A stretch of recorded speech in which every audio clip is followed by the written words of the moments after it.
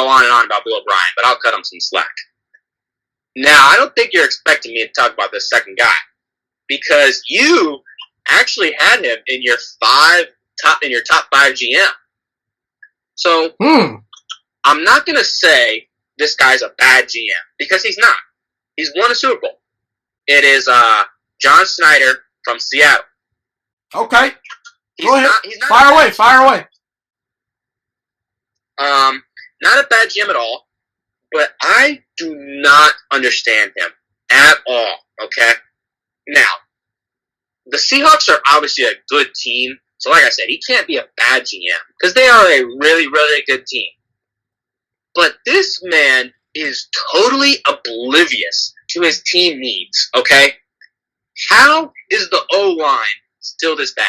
Their offensive line has been bad for like the decade. I mean, who do they have on that O-line? It is pitiful how this man refuses to get any O-lineman when he has a top 2 quarterback in the league, okay?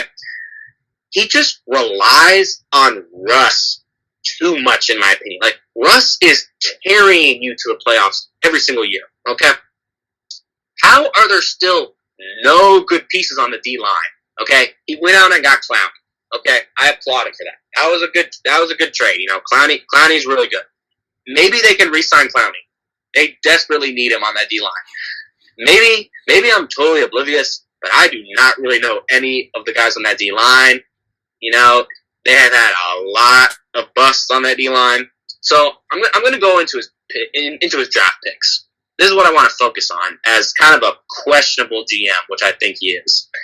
Like you said earlier, he can draft in the late rounds. There's no denying that. I mean, Russell Wilson, late round pick. Bobby Wagner, late round pick. Sherman, fifth round pick. Right, exactly. But my God, this guy is a bad first round picker. Like, what? Well, let me read you some of his first picks through like the past 4 years. Okay, Jermaine Ifedi. Probably the best one. Bad. Rashad Penny. Okay, running back. Why are you taking a running back in the first round? Come on now. Malik McDowell. Pretty sure he's in jail right now. He's not in the league. L.J. Collier last year. Oh my gosh, this guy was like a day 3, day 2 guy, and you're taking him in the first round. I mean, if you have a feeling, I guess go for it, but oh my gosh. It was just bad. I mean, they took Jordan Brooks this year in the first. No one was expecting that. And I'm not going to hate on Jordan Brooks because he hasn't even played it down in the NFL yet. I think he's a good coverage linebacker, which might be what they needed. But, oh my gosh. At some point, you have to look at your team and address the needs, which he's not doing. He needs to stop reaching for guys, in my opinion. I mean, the guys I listed are basically wastes of a first-round pick, okay? I feel like he needs to start doing the best player available route or, like, trade up, take an offensive lineman in the first round. John Schneider, why the O-line is the worst group on your team and you refuse to draft any O-lineman in the first or even, like, the second round? Like, I just don't understand it, and I get it. The Seahawks are good, and he actually made a good trade in my opinion, for trading for Jamal Adams like 2 weeks ago or whatever it was, and he gave up some first-round picks for him, which might honestly be the best thing possible because they're so bad at drafting in the first round. But at some point, some scouts need to be fired, or your director of college personnel needs to be fired. Like, there is no excuse on why a team this good drafts so bad in the first 2 rounds. You have a top 3 QB in the league, and I'm not going to say they're failing him, but are they maximizing him? They're not maximizing. I mean, imagine Russell Wilson with a good O-line. Now, I get it. The DK Metcalf pick was a great pick. If he can stay healthy, he's looking like a stud receiver. Tyler Lockett, great target, you know.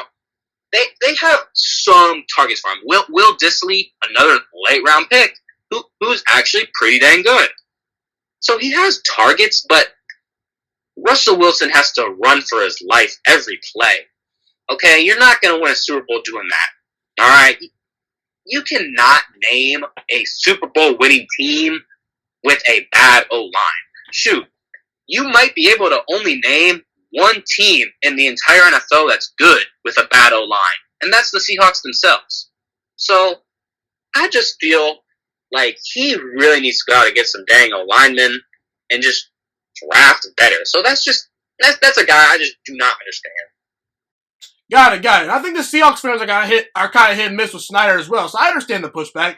Thank you so much for watching this video today. Please also note that the Juiciest Sports Podcast is not just a YouTube channel. It is available on all podcasting platforms, including Spotify, Google Podcasts, iTunes, and Apple Podcasts. Also, if you enjoyed this video, be sure to like, comment, subscribe, and share this content with all your friends.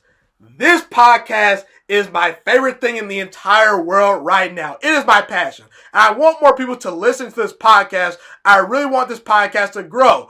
Also, a fun fact about me is that I want to go into the sports broadcasting and media world once I graduate from the University of Toledo, a college in Northern Ohio. I am looking to become one of the next great sports broadcasters and analysts out in the world. And I potentially would like to start my own network if this podcast really truly grows. Or if I fall short of that goal, I would love to work for a big-time network like ESPN or Fox Sports 1. I am open to all networks. So if you believe in my dreams and you see or hear my passion through the screen, be sure to tell all your friends about the Juiciest Sports Podcast. Stay motivated, you guys. Have a God bless day, and I'm out.